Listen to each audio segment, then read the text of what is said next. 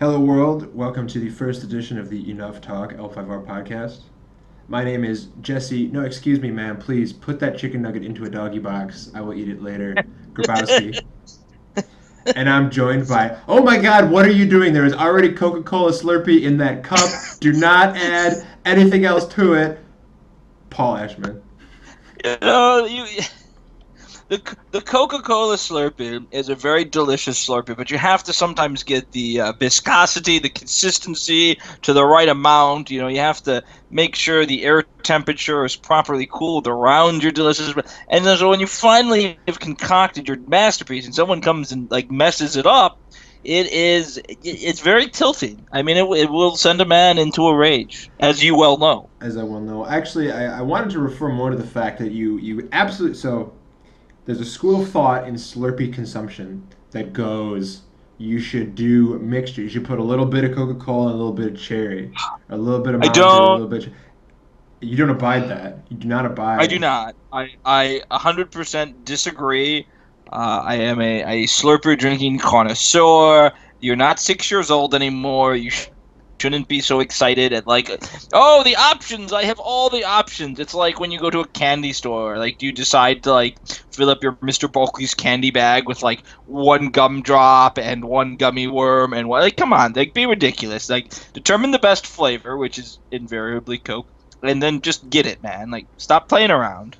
Do you remember It's very just briefly in the early 2010s, Coca Cola, or not Coca Cola, Burger King did a thing where they put soft drink recipes on all their soft drink machines? It'd tell you like 2 parts Dr. Pepper, 1 part Coca Cola, yep. 1 part Dr. Pepper.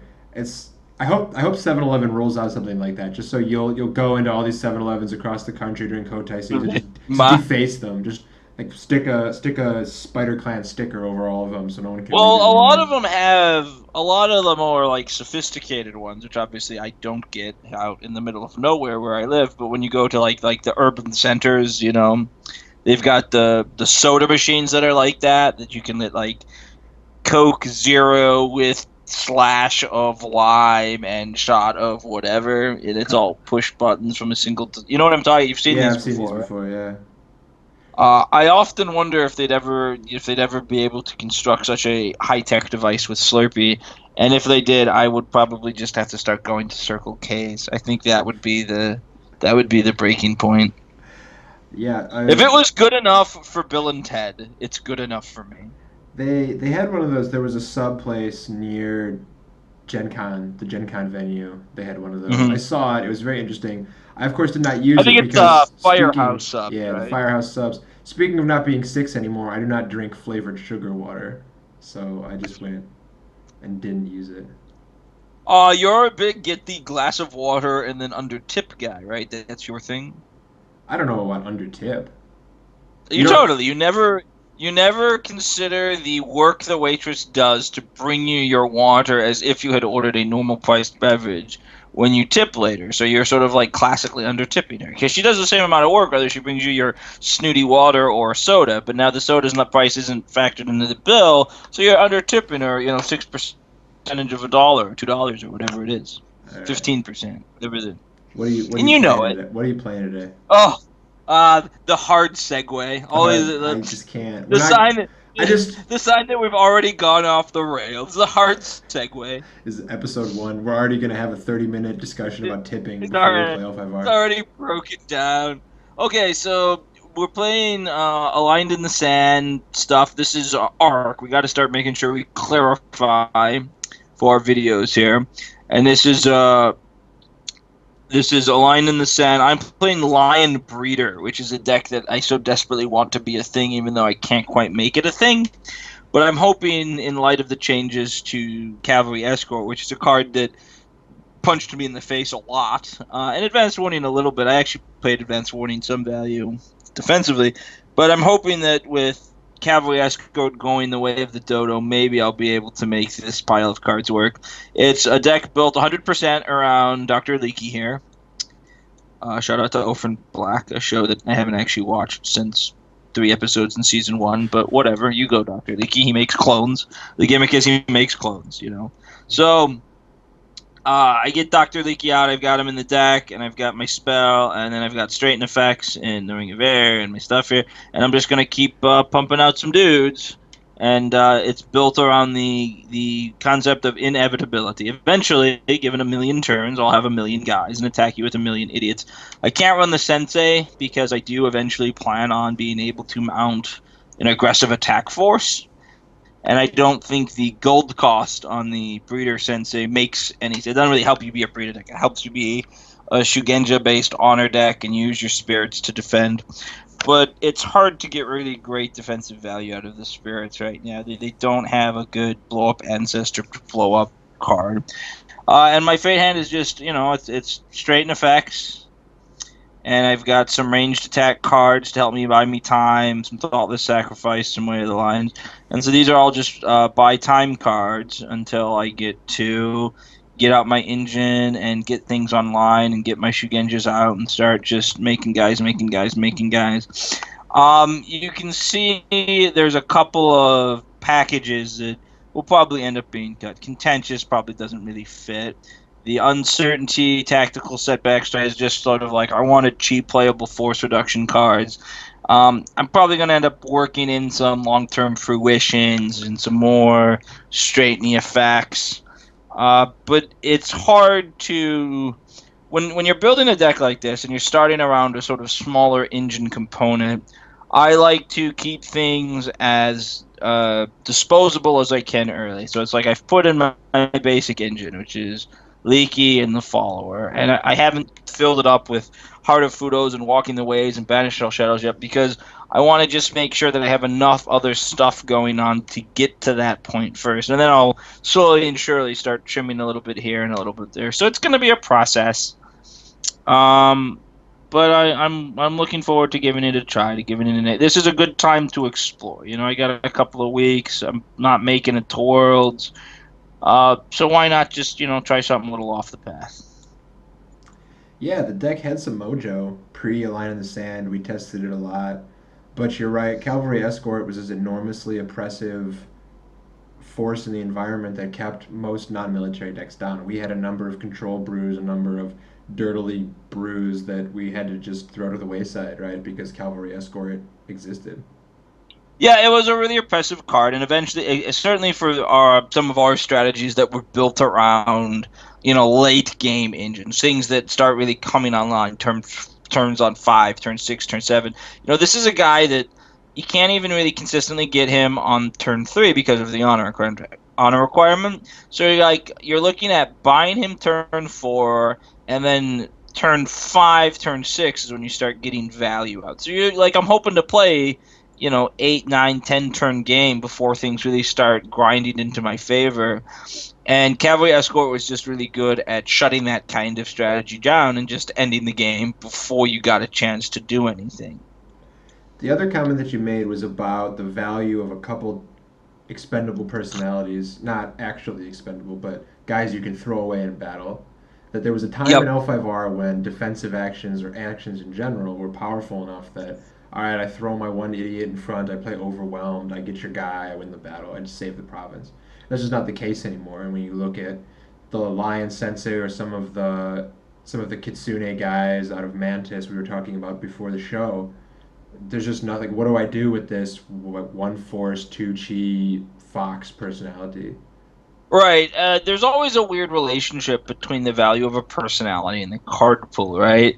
They're in right. So I'll give you an example. Kola Master is one of the most acknowledgedly powerful cards in the history of L5R, right? It's this 10 gold take units, a big force swing. They lose some amount of force, I gain some amount of force. If they have attachments, these things just sort of spin off the whales, right?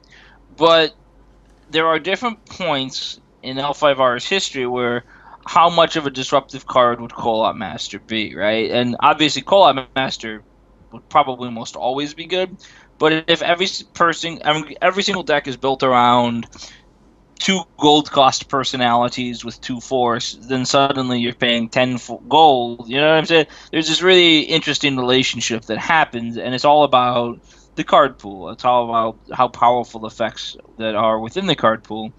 And I think right now, any individual fate action is pretty weak, and so having just a bunch of little guys to facilitate fate side actions doesn't do enough, right? Like the personalities generally need to have just a little bit more value, or you need to have lots and lots and lots of personalities, and so that's the path I'm going down. Yep. So over here, man, I love this deck. I can't wait to talk about It it. is a it is a joy. I gotta say, it's a delight to play. There's something very psychologically satisfying about like buying your guy and going off to Walmart. So I don't. I wish I had. I didn't write the name of the guy who built this deck down. This was the deck that won the Philippines Kotei last Kotei season, pre Crane Errata. So when this deck was originally conceived, he was playing cards like Daidoji Tobai and House of Prophecy, and just saying, you know what, I can have terrible gold, but I'm going to draw a million cards, and I'm going to play just 1,000 followers. My whole deck will just be buy a guy, attach a million cards, family dojo up, and take provinces. Well, the Crane box got errated. You couldn't really use it to accelerate your dynasty anymore. House of Prophecy becomes a losing proposition.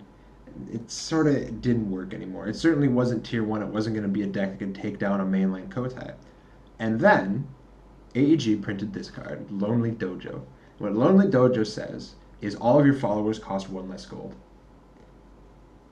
Which, if you've got 2 of them out, they all cost 2 less gold, and so on. 3, your guys start becoming gold positive. If you buy a 2 gold personality with 3 Lonely Dojos in play, you make 1 gold. So Yeah, and that's a really weird so you say that we acknowledge that we talk about it in that way, but when you read the card, it has this very innocuous trait, right? Like it doesn't seem like it's like okay, I gain +1 gold, but on this holding, but it only lasts till the end of the turn, and I have to put down a very specific subset of attachment types, right? Like followers were the main attachment for many years, but now we live in a land where items have value. People look to items. People like spells, though they're waning because of victory through deference. Uh, but I think that it's easy to look at Lonely Dojo and see this very innocuous card. absolutely. And you've, I think, done a really great job of sort of saying, like, wait a minute, this has the potential to be exponentially insane. The original thing I thought about Lonely Dojo was that it was a way to bypass the errata, basically to launder your +1 gold forward into your dynasty phase. So the idea is you have a holding that you boost from a 3 to a 4, say, and then bow to attach a 4 gold guy, and then your Lonely Dojo goes to 1. You were going to pay the 4 gold for the follower anyway, but what you effectively did was move the +1 from the holding that you did boost and then immediately used, but couldn't use in your dynasty phase onto this other holding where it would carry over and then do it. But once you put the card into the deck, into a deck that can really take full advantage of it, like this one, you start seeing how bonkers it becomes, and you just bow out like crazy. You bow every holding that's not a Lonely Dojo and just slap down every follower conceivable, and then you suddenly still have 10 gold in your dynasty phase off of 2 holdings, and you just buy everything.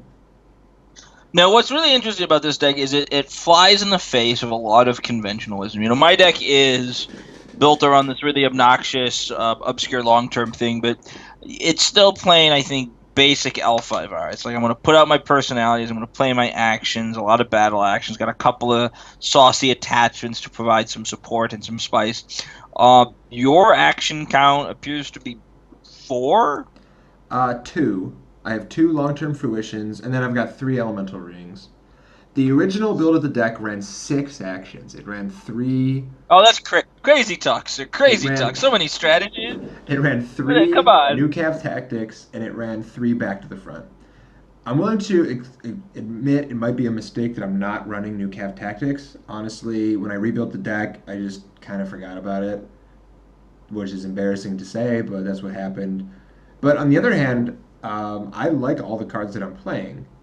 Um, we gained a new So we gained a new we really good follower in Colonial Conscripts and Dark Naga Ambusher, and like those are the slots. Long-term fruition lets us slam out Void with or Water or Earth. Water takes the place of the back to the fronts pretty smoothly with no problem. Like they're never gonna progressive us. Well, we're always gonna have opposed presence if we get sent home. So why don't we see? I mean, like you never see a deck, or I won't say never because we build them ourselves, but it's very rarely that you see a deck, and certainly a successful deck, that goes gold on one, guy on two, heavy infantry follower on turn three. And the reason for that is because if they blow up the heavy infantry or they kill that guy with a come on into time or something, that's disastrous. And how does this deck mitigate those strategies? Right. So there's a couple of cards that you look at, and it's sort of weird. Why are you playing this? We're playing three Shield Walls. Shield Wall does not bump Lonely Dojo, but it does block. Let it be acknowledged that he's playing Shield Wall just to spite me, because he knows that I am the fan. I have a crown that says champion of shitty ranged attacks, or poopy ranged attacks. I guess we should probably try to be a bit more careful with our language. And I firmly believe the inclusion of Shield Wall is a direct result of basement metagaming. Shield Wall was an original include on the Philippines list, and it has a Sure, place. sure. You're Put on running the all of these advantages, cheapo baby. little followers, and ranged attacks. Let's face range 2, range 3 is the premier battle action of Ivory Edition. And Shield Wall just stuffs a lot of that, and it still generates forces off your family dojos, so the card is not a dead draw by any means. We're also playing three Watch Commanders. The idea being that if they're come one at a timing, number one, we're a 3-chi guy, so we're 3-chi duelist off of Watch Commander, so there are certain situations where we can just get them. But more to the point, they come one at a time. Our Watch Commander, we strike and then get to take an action to kill their guy, usually a ranged attack. The other card we're playing that I don't like, this card was tech in the original deck, Kashitria Artifacts, because it's I'm plus not one sure that's chi. the appropriate pronunciation, by the way. I feel like we should have a council, a debate about the proper way to announce it. Well, the K artifacts, the Circle Yes, K sir. artifact, is just it's not Uh, an item, it's not a weapon. It doesn't count your weapons count. It's plus one chi. So if we have a 3-chi guy and we throw on two artifacts, now we're immune to duels for the most part. We're immune to planted evidence, which is a card that definitely gets us. Um, it just restricts. We're immune to touch of death shenanigans. It really closes a lot of doors on the big unit kills that bypass followers. There's still things that can get us. Shiho gets us like crazy. There's not a lot of game against Shiho except who cares because no one plays Spider. the classic. How do I beat Rat Lane while I win my first round? That was I don't know. I guess I'll do a quick tangent story time. I played in a Sako Towers. This is back in Gold Edition, the very start of Gold Edition, before Corrupt Sako Towers had fully had the cards to make it work, and before everyone had sort of discovered how good Connector Check was. But I was playing just a generic Asako Towers military deck, and it could not beat the faction Rattling because the deck was built around. You'd have to look up the Asako Tower Stronghold if you don't know what it does, but it's like when they target your guy, you bow a Shugenja to cancel the action targeting your samurai. And if they targeted a Shugenja, you could buy your box to cancel it, though you never did because you didn't give a shit about your Shugenja. And so you'd have a samurai with a bunch of followers attached, right? And that was very good at beating a lot of things. They try to Jitsu Julia, you cancel it, so on and so forth. You just made this unstoppable drill. And then I got paired against Ratlane my first round at, I think it was like the Indiana Kotei or something. And I spent the whole game hoping he didn't read his stronghold and realized he could blow up his rats to blow up my really big followers. And then he did, and then I lost. And it may have been the single most crushing defeat I've ever experienced that didn't involve singing. There's a great story about Jordan Morari and Asako Towers, but we can save that for Yes, sir. another That's podcast. right. Another day. Another day. So yeah, There's a lot of good Mirari stories out there in the universe. this deck's sweet. It draws more cards than you think. I'm gonna have tons of gas throughout the entire game because we're running 3, 6, 9 destined cards plus 3 Glimpse of the Unicorn, Wisdom Gain to find Void, Long Term Fruition to put it into play, and 3 card draw holdings. So you guys will see. It's sweet. I hope you enjoy it. Well, at least I get to go first. I mean, I've got that going for me. Let's fire it up. Fire it up. Fire it up. Fire it up. Who watched Crow City of Angels? That's it. I think they're making another Crow movie. Someone told me that. Someone And of in course, the if someone tells you it, it must be true because I heard it on people the are internet. all yeah, that's right. People really know what's going on with movies thanks to the internet. They really. This weekend is the release of Kevin Smith's first in his Canadian trilogy, the Tusk. I can't decide if I'm ever gonna see this. Like, have we just given up on Kevin Smith, or do we still have enough like built up affection that we go and see his terrible horror film? Okay, I'm gonna get started here, and that is four personalities, so straight to the bottom, because that's what you do when you flip four personalities on your first turn. This deck, more so than most decks, really needs to develop its gold. So I got a copper mine. Not not exactly what I want to see. I would have liked to have seen some more holdings there to sit, but whatever. We'll just flush away and hope for the best. I'm sure it'll all work out. Not the best, not the worst. Single copper mine openings in Lion aren't Just the end of the world. yep. This I mean, is acceptable. you're So hoping for Swana Dojo, but it's not always going to happen. we got a Destin card, we got a glimpse. We're going JPI plus bookkeeper here. I think I Did you see told it? this. Did you see it? I think I saw it. I Did you just see got it? a glimpse. I'm not I sure saw it. if I saw it. I think I saw it. I love it, man. So I'm just gonna keep this actually. Oh wow, the ever popular who needs to flush on turn one draw. Well, when your opponent does that, that means one of two things. It means he doesn't really know what he's doing, and you're going to win the game because he's not very good, or it means he has the nuts draw, and you're kind of screwed. I'm tending to favor the latter here, but let's play on, player. I don't know about nuts, but 2, 3, 4, 5, 6. Well, this is fine. So I have 6 gold. I'm going to get 6 gold worth of stuff thanks to the trigger on the JPI. I will do a Dark Audience. My Dark Audience is pretty straightforward here. There's the spell I use to get Dr. Leaky, or there's a straight effect. Though, I do play the Kuon's Whisper, which is a card I always sort of think about a lot because it lets me change the tempo of my game a lot. It lets me really adjust if I wanna turn on a dime. But right now it's early and I can't. I mean, I have literally no people on board, so we're gonna go for the classic debate. So we can, I'm giving him the option of the spell that gets me the guy, or the follower that makes the guy better, and he can sort of agonize over which of those two he Yeah, this is desires. pretty straightforward. When this flips early, I tend to just let him have the spell. He still needs. He's got the pH up. He's able to flip aggressively through his dynasty deck to find one of the guys. So it's a little bit easier to run across the dynasty person has than just run across straight effects. So we get rid of those first. And I buy the Jade Pearl, and since I've got the spell, because he let me have it, the card I'll dig out is almost certainly going to be Abundant Farmlands, because I'll be able to attach it in the off turn, so I get a little bit of value there. Nah, it won't be great, but it's solid. So that's a fine recovery. Now there's a question about what do I do with this Shugenjin? I need to buy some. Oh, I put one too many cards up there. I need to buy somebody full to get to 10, and this guy is destined. I don't know if destined means anything, but I still haven't seen my Shigenja, but I have this. Well, I think I can keep him. I'm pretty comfortable with that. Or in this case, or her. They're almost all chicks in my deck. I'm big on aggressively flushing, but there's also times when you realize that this guy is just equivalent to any other guy in the deck.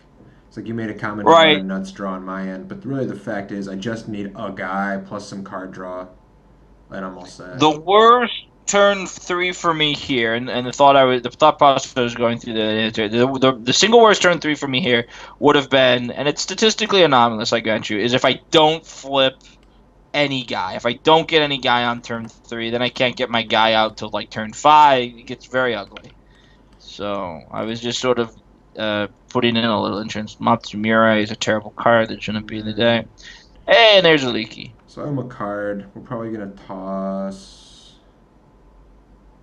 Uh, just a spearman's fine. This is pretty hilarious. Okie dokie. So I'm just trying to make sure I can do everything I want. So I got Game of Dice, Okay. perfectly fine card, I'm and going then I to go to I'm gonna Dynasty. blow up your farm to play my colonial conscripts. Jesus fucking Christ. So I went to a city. It was filled with blowouts. I had completely forgotten about that interaction on that card, of course, because I'm the sort of person who forgets about these things. The one farm in the deck, I guess I was just taking a chance.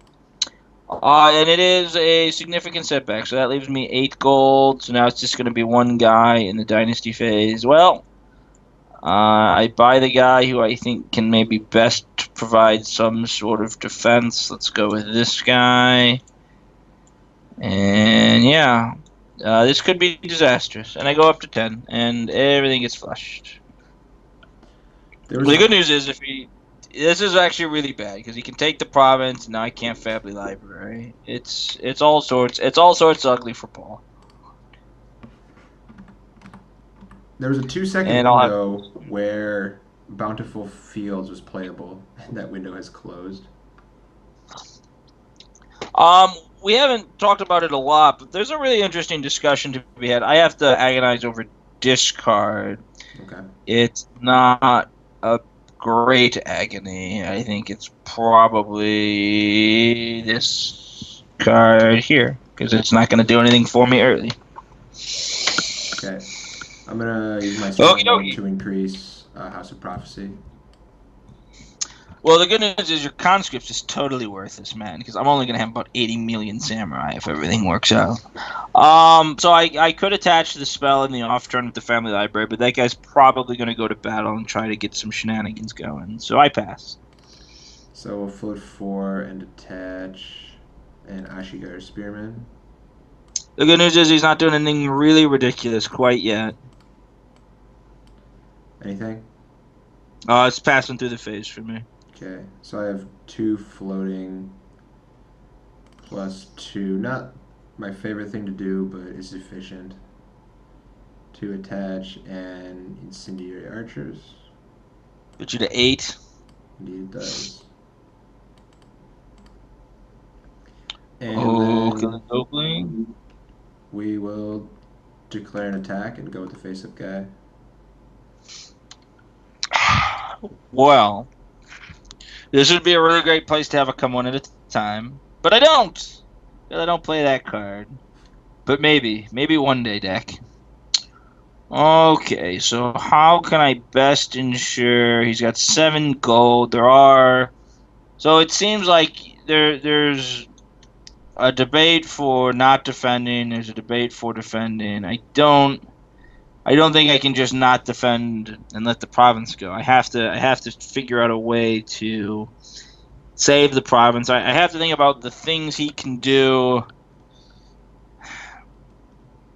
More battle axe. So he's got a bunch of. So if he gets arranged, if he gets an action with my guy there, it's a straightforward shoot me in the face play. Cards from hand. There's not a lot he can play. There's a couple of reserve followers. There's the assault unit, gives a fear 3 effect. That would be inferior. I guess it's ways to generate force. You can only use reserve if they're going to be opposed. So there's not. So I think this is a fairly safe play. I can't think of a lot in the card, but this might also be the play. But I think I want to keep my resources around just slightly longer than that. Yep. So this guy defends. All right, you got first. Strategic withdrawal. Sure. Yeah, I mean that gets us. We can't. I mean, we can't do this. So we just move our guy home with Zenthar's ability. I mean, Zendar! I could have committed more resources to make taking the province more assuredly, but the fact of the matter is that we're comfortable still building up. I'm drawing 2 cards this turn. There's not a lot of reason to rush anything. It's something that's important to remember. Plus, I didn't get a lonely dojo early, so I need to develop my gold some. Okay, so my dude's gonna just grab the favor. I'll wait for you to do some really disruptive stuff No, no. during my phase, and then I buy a guy gold because that's a guy and some gold, and it's about the best I can do. So now I'm slowly, conceivably within the realm of possibility of being able to come online. Work is starting to get there, Indeed. and table's yours. Pip. Alright, those are all cards. I'm going to pump House of Prophecy as my first. Make a guy. 4 gold gets me Watch Commander with 1 floating.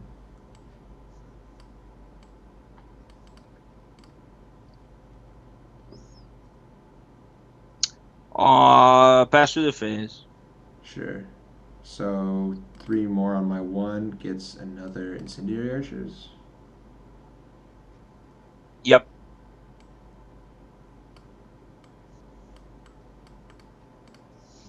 And then, how much gold do I want for the Dynasty? So I want this guy for sure. He's 6.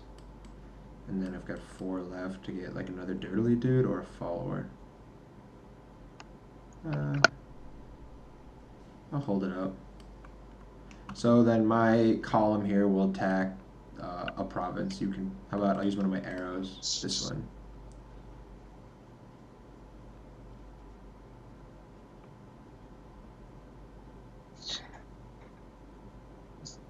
Critically important. So I in the face. This guy is not capable of single actions, and so I do not defend. All right, so pass. Do you want to resolve any effects, good sir? You are not defending with that ancestor. He's sort of in the way-ish.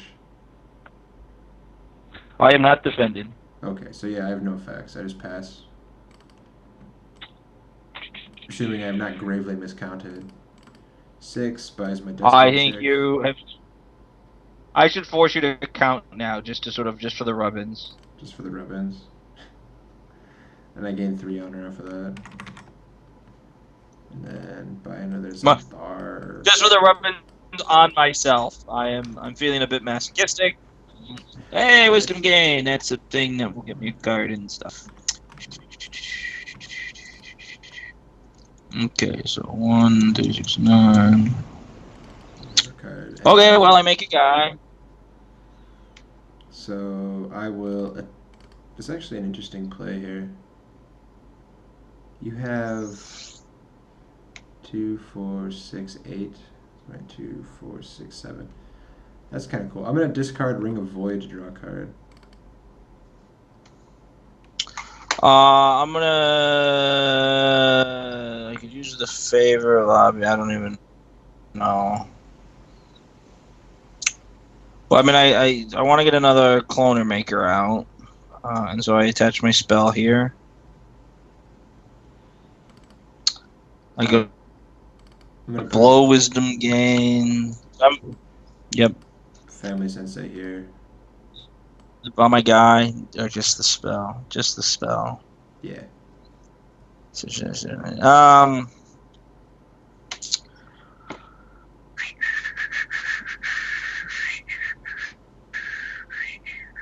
Trying to think if there's a singular card that I should. So I'm looking a lot at the wisdom gain. I'm thinking like, okay, if I could like dig out a void, jam void, lose my hand. Is there like some really powerful interaction card that I want to get? I mean, I don't have a follower yet. That'd be nice.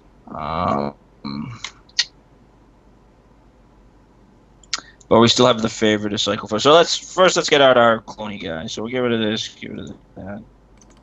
Find a leaky. And I'll attach an Ashigar Spearman to the same. And so that's one of the things that happens in L5R now is it's a game about a lot of the time accruing these small incremental advantages. So when you find yourself in a situation like this where he's just sort of put all this pressure on and you're following behind it, it can be very difficult to come back. And at the moment I don't think I have constructed my deck, and I'm not even sure there's enough cards in the card pool to really let me jump back from a situation like this. I would need some kind of like champion strike with that ninja card that blows up all the followers, or come one at a time, which even then probably doesn't do much for me here. And it looks like it's just sort of gotten away from me, just based on what he's doing versus what I'm doing. And that's gonna happen sometimes. Sometimes you're gonna be paddling down the stream, and they're gonna be taking a different strategy, and they've just got your number. Dishonor versus Spider. This happens a lot. But let's see what our best play. So we'll discard the favor. I will get rid of this visions. I've got 2 of my guy out, so it's not a big loss. I was gonna lobby straighten, but I can't actually do that because haha. Do I want the favor or do I want that card? I think I want that guy so he can defend, and then I just go to Dynasty, buy another Duder. Or Trigger Wisdom gained, right? Haha, Trigger Wisdom. I'm gonna get my Ring of Air. Sure, I'll put my void back in my hand. Also, yep, mine. I'm putting air back in my hand. And then I just blow air straight my guy so I can make another Duder in the off turn. And then I drop down. And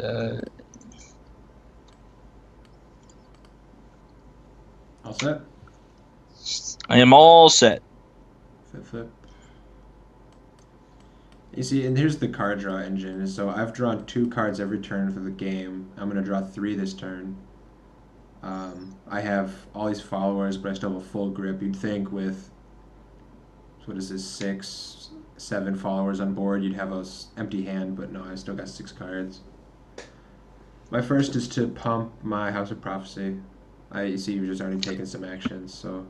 Yeah, I make 2 guys, Yep, and yep. then I mean we're so this is one of those things where it's like, and now I look at my next couple of turns and I start to feel really good about it. So I think in a lot of situations I might be able to start slowly pinging away and take, but it's just I'm so far behind and I don't have a good answer for your very large and phallic units.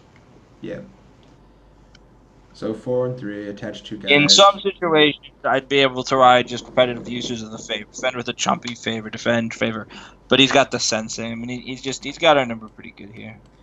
2 big dudes go up the middle.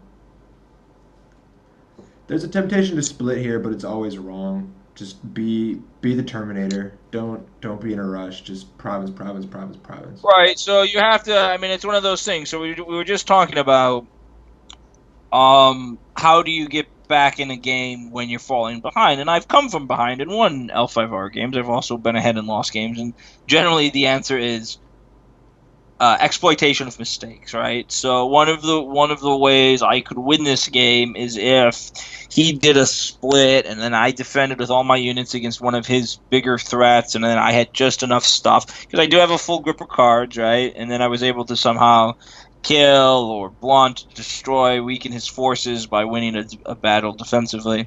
And I mean, what's the rush? Why would you feel compelled to have that fight? And there's just not much of an answer. Keep him in the box. Don't let him out of the box. And I'm trying to see.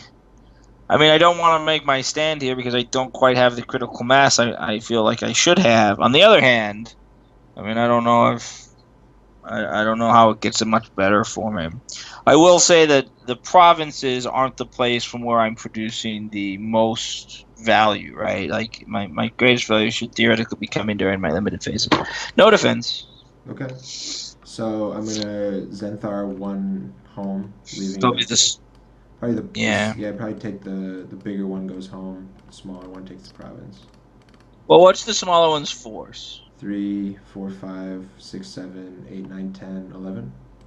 Yeah, okay. Plus More than family. enough. Plus family, though. I mean, that's the consideration, right? It would just be like, you Yeah. wouldn't want to leave just 7 or 8, but if 11, you're sort of closer to enough. So I immediately draw a card from my Spearman trigger from last turn, which is an obnoxiously long time ago. That's right. Is it made? It's during the end phase, right? Or is They it? It's not changed during it. It was Dynasty. MRP to Dynasty. Dynasty phase. It's very strange. Yeah. Well, it's because there is no such thing as an end phase anymore. You just draw cards at the end of your Dynasty phase or something like that. Sure, yeah. This change was explained to me, but I don't really remember it.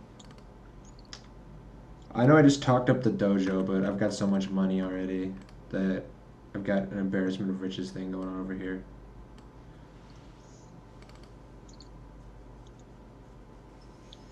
La la la. Okay, so let's make some dudes. And, you know, I've gotten 6 fours for 10 gold from these guys. That's not really that great. Well, this is Ivory Edition. It's not bad. Put down a follower, straighten a dude, but yeah.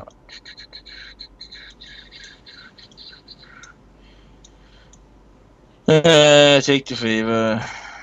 Motions, baby. Let's go through them.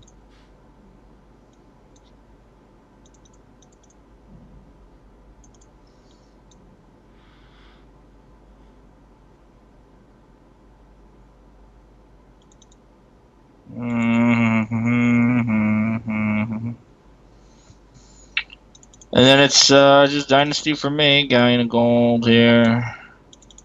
And now, I don't know. I might just be time. I might have to make my stand and maybe can go one more turn. We shall see. Flip. See what we get. More cards, more good stuff. This deck is so good. Boost House of Prophecy. We're starting attaching some stuff. We're gonna start loading up with another unit here. There's Well, I 4. get to make a Lion Ancestor Spirit guy, so I've got that going for me. 2. Actually, we can bow. 3. It's all about the same. 2 family dojos, huh? Yep. I knew I should have shuffled your deck. 6. I'll put a shield wall on. Which unit has the most ranged attacks? So I know people are probably sensing some of my despondency. They're saying, "Why this is terrible, Paul? Why are you sitting there? Why are you playing this game?" Because there's still some valuation to be made, right? So obviously, the strategy that he's bringing, which I feel compelled to point out, is an unusual strategy. It isn't the sort of deck you're going to see every single round at every single Kotei. There is, if you look for it. I mean, I'm going to lose the game. Like that's not a question. That's not something in doubt. But there's still valuations to be made. You know, I like to maximize my playtest time. So at this point, I'm not playing the game for how can I possibly win it, what can I do. I'm playing it to evaluate card selection in my deck. I'm playing it thinking like, what is this card doing for me? Is it having any value? Should it be a different card? What if it was block supply lines? What if it was deny the false form? What if it was for the fallen? What if it was strength and subtlety? Likewise, yes, thank you. The 3 arrows, very important. Likewise, it's important not to get despondent, right? So it would be easy to sort of let him be the fun police and say, well, now I can never play this deck ever again because it can't beat Crane Skies. It's like, well, we don't know if that's true yet. We know that I probably can't ever be that deck in this configuration with this percentage of force followers, and there are certainly going to be other strategies that employ that. But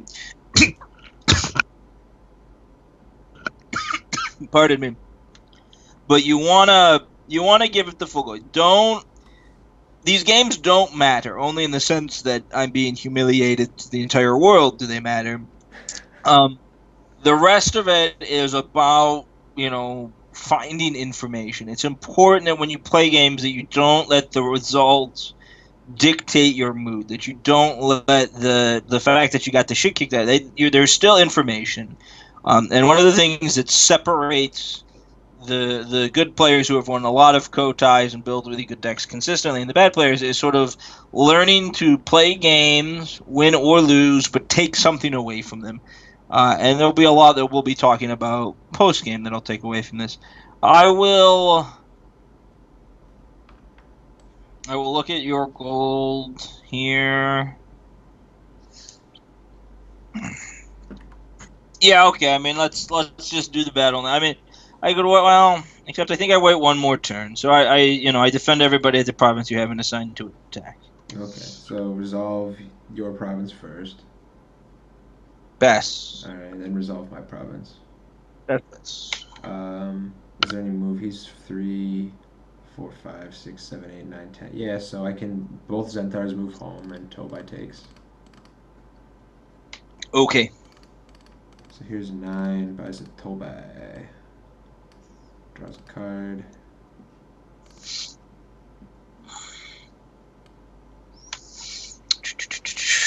Okay, so I can get any guy I want. So we will drop favor and strike from the earth to draw a card. These cards are clearly terrible. Lobby straighten. Whoever it is that bowed. Make some guys.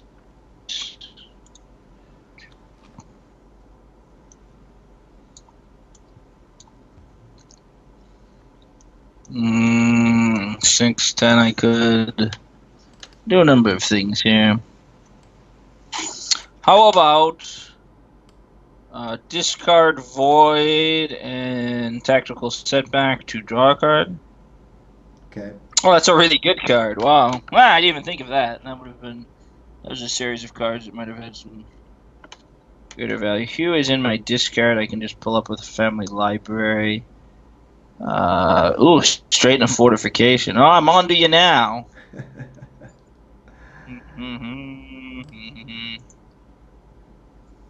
Let's get this guy. I'm dropping down. One thing I've done a shitty job of doing is marking my honor.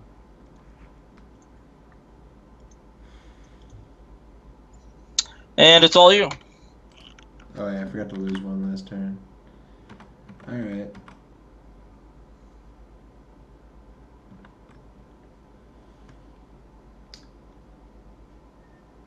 So we have a super unit established here. He's 5 chi, watch commanded, shield walled, so we're just moving on in on him.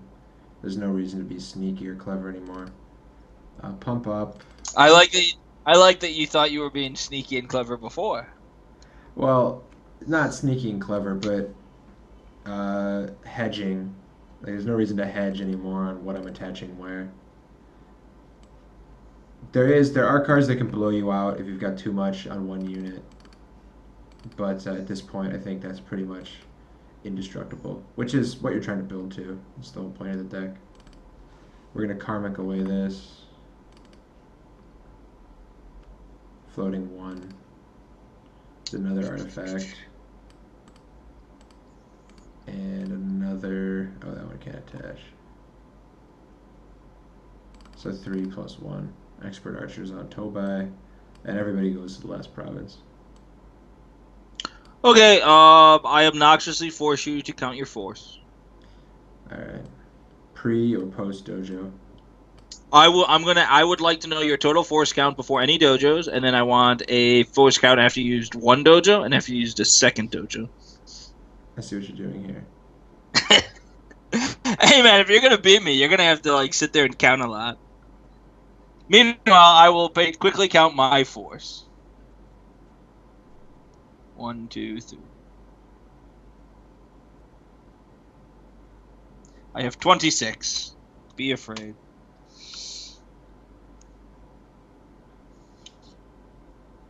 So, when we look back on this game and you watch it, it might seem a little bit like I was just way behind the 8 ball the whole time.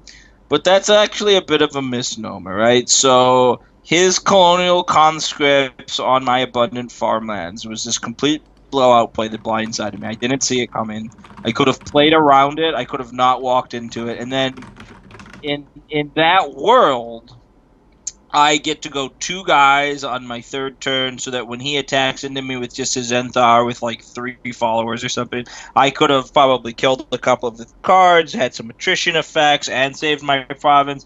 I mean, there's a whole different ball game, right? There's paths of convergence and divergence that occur in games of L5R where one play sort of steamrolls into something else, right? People know this to be true. Okay, you have a total of 17 followers. So what are you saying? You're saying one dojo. So you got 32 to start. Is that correct? I have 32 follower force plus 12 personality force, so I have 44 to start. Okay. Now I'm showing you my adjusted follower force here based on dojo counts. So I'll Cool. go to 66 plus That's true. plus my 12 from followers. So my grand total after two dojos will be 78. Okay, well, I just want to take a moment to remind you that you couldn't even make it through the grinders at Gen Con. Well, low blow, man, low blow. That's right. That's If I had right. if I had this pile, I would have just cruised through. It's true. I think that was a deck that we didn't give proper credence to in our sort of like Gen Con run up. I think we probably should have spent more time looking at these sorts of decks just to like, here's a guy filled with stuff. Because the cards you worry about, Planted Evidence, is a card that's in a deck that's not a good strategy against you because you just keep throwing more cards out anyway. Like you can just not overcommit if you're worried about it. And then there's Come One at a Time, which is in like these defensive decks that really weren't represented in the field much at all. So, okay, well, I think we're done here. We don't need to go through the last battle. I can kill. I mean, I can show you or put them into play here. I've got some redirecting rages. Oh, I don't know why that doesn't. What is the card to just play thing? Hey, I have no Is there a idea. high? Double click. So I got So I got like. I get to kill what 5 followers. That's probably not going to be enough to get me anywhere. And that's that. I got a contentious, but it's not even like I had this theory that if I could like blow up enough stuff, but I mean I'm so far behind that it's not even like you literally just pass the whole way through. So Yeah. Well, it's gonna be plus you you get to kill a shoot guy, things. kill a guy, you kill a guy, kill a guy. So That's completely the wrong play on your end because each of your followers represents 4 force at the minimum, or I guess 3 force at the minimum with the Ashigaru Spearmins. fair enough. Yeah. 3 force is greater than anything that you would be destroying, right? It wouldn't make much sense. I could see bowing the Ashigaru Spearman. That is about the only thing that I can see being a worthwhile investment to even bother to shoot. Fair enough. So just pass straight through. Call it a Those day. just make ranged one. You just pass straight through. You don't want to risk something happening to the dojos. I don't think there is anything that would shut down such an effect in battle, but you just dojo it up and shoot through. So I learned I learned a lot this game. The quality of my disposable bat is just way too low. I gotta have cards that are more impactful. I gotta be looking at things like multiple send home effects, like soul sacrifice and block supply lines would be good. Obviously, I don't love that because you start running into this game of back to the front and a Kage Sensei and Ring of Earth and Ring of Water. But I need more impactful battle actions. The abundant farmlands play was too cute by half. It probably needs to just be cut from the deck. Because I just can't afford to lose any gold, even if it's a goofy little one-off. So, I mean, there's a lot of little things there that contributed to my loss. Plus, I don't have a good answer to these kinds of big unit sort of strategy decks yet. So, I mean, all things in time. Uh, on my end, this deck is awesome, and I want to play it every time I play L5R right now. It's so cool. It just draws like Uh, you look. yeah. I'm also up, so I'm up 5 cards on him, and he voided and did some favor cycling stuff. Like this deck just draws cards, generates massive force, attacks with unstoppable towers of death. Yep. It's So there's a canard about sort of card drawing winning games, and that's just this old thing that comes back from single deck games like Magic L5R with multi decks. It's a little bit different. Right? It's not just about number of cards. It's about sort of board presence. It's about where you are. I'm trying to think of a better phrase. Card advantage, right? Board presence, and this is a deck that just gets more stuff out there faster than your opponent, and it just all has so it has these very powerful. It has a very powerful board presence. It puts a lot out there, and it's very difficult to beat. There are builds of the deck that are more resilient too. I'm playing Enslaved Djinns. We didn't see any this game, but I could also be playing Frontier Farmer to fight through like early attrition. If I slap down a Frontier Farmer and Enslaved Djinn, it's not. It's that doesn't the attrition doesn't exist on those cards. Right. You can sort of always keep an enslaved Djinn in your hand. Always keep a frontier farmer.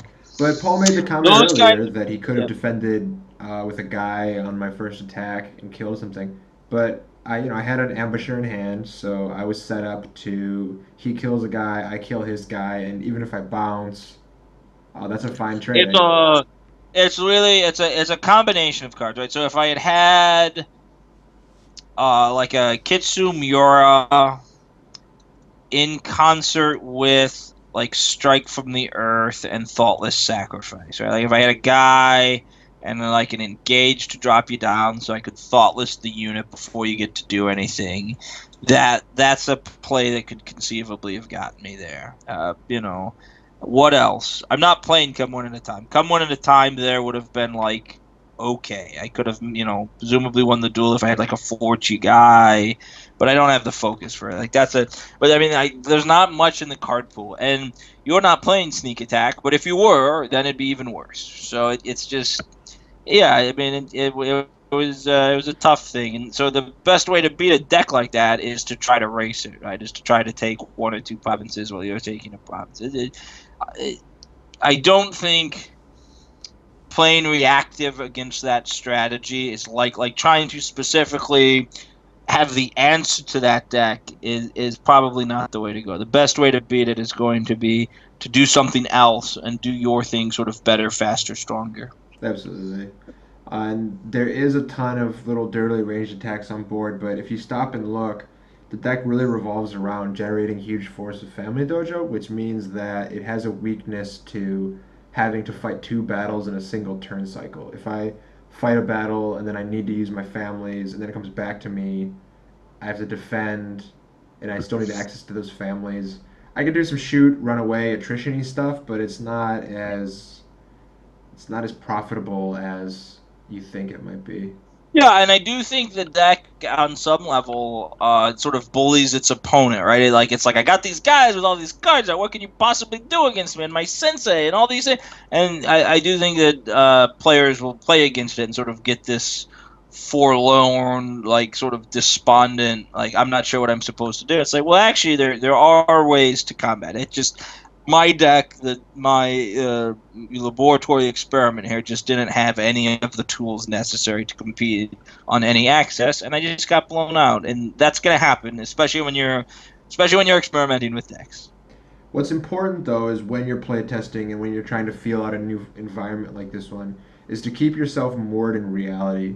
To realize that the majority of decks are going to be ones that are being popularized on the net now, so you got to keep your ear to the ground, and also tuned up versions of decks that have already been successful previously.